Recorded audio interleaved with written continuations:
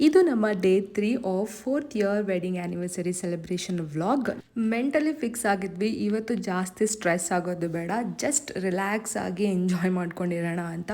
So ಬೆಳಗ್ಗೆ ಬೇಗನೆ ಎದ್ದು ಜಕೂಸಿಯಲ್ಲಿ ಸ್ವಲ್ಪ ಟೈಮ್ ಸ್ಪೆಂಡ್ ಮಾಡಿ ನಾನಂತೂ ಫುಲ್ ಎಂಜಾಯ್ ಮಾಡಿದೆ. ನೇಚರ್ ವ್ಯೂ ನೋಡಿಕೊಂಡು ಕೋಲ್ಡ್ ವೆದರಲ್ಲಿ ಹಾಟ್ ಟಬ್ಬಲ್ಲಿ ಕೂತ್ಕೊಂಡು ಮಜಾ ಮಾಡೋದಿದೆಯಲ್ಲ, ನೆಕ್ಸ್ಟ್ ಲೆವೆಲ್. ಇಲ್ಲಿಂದ ನೆಕ್ಸ್ಟ್ ಹೋಗಿದ್ದೆ ಬ್ರೇಕ್ಫಾಸ್ಟ್ ಮಾಡೋದಕ್ಕೆ ಅಂತ. Again same routine. ಇವತ್ತು ಸ್ವಲ್ಪ ಫ್ರೂಟ್ಸ್ ಎಲ್ಲ ಜಾಸ್ತಿ ತಿಂದಿದ್ವಿ ನಾವು.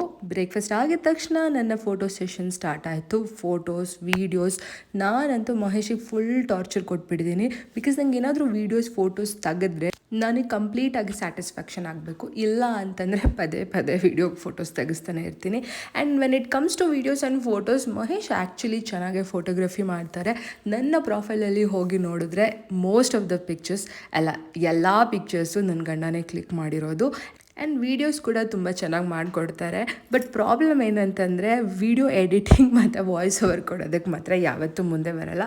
ವೀಡಿಯೋ ಮಾಡೋದಷ್ಟೇ ಅವ್ರ ಕೆಲಸ, ನೆಕ್ಸ್ಟ್ ಪಾರ್ಟ್ ಎಲ್ಲ ನಾನೇ ಮಾಡಬೇಕು.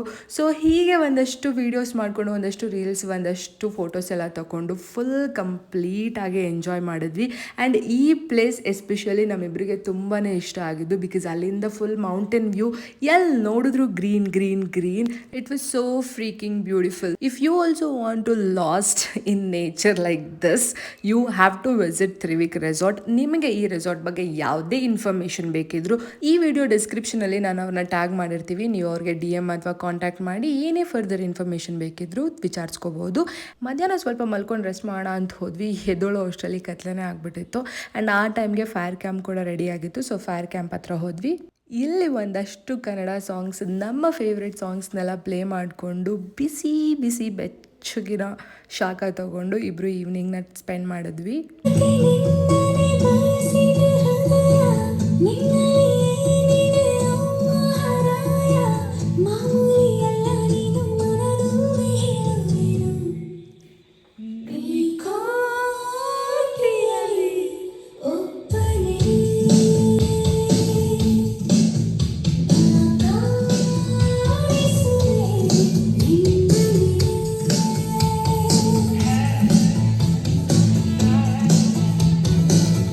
ಹೀಗೆ ನನಗೆ ಅವ್ರಿಗೆ ನಾನು ಅಂತ ಒಂದಷ್ಟು ಸಾಂಗ್ಸ್ ಡೆಡಿಕೇಟ್ ಮಾಡಿಕೊಂಡು ಜೋರಾಗಿ ಹಾಡು ಹೇಳ್ಕೊಂಡು ಟೈಮ್ ಸ್ಪೆಂಡ್ ಮಾಡಿದ್ವಿ.